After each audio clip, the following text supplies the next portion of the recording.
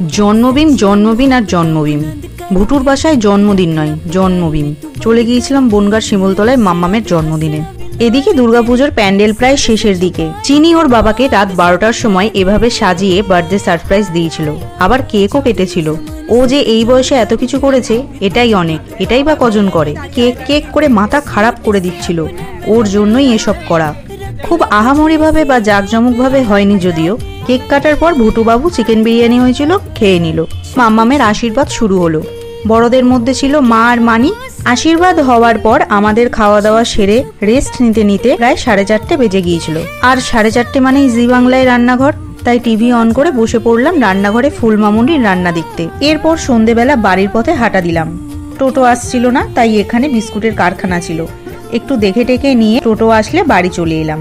তো ভিডিওটা কেমন লাগলো অবশ্যই জানিও। সবাই ভালো থেকো, সুস্থ থেকো, টাটা।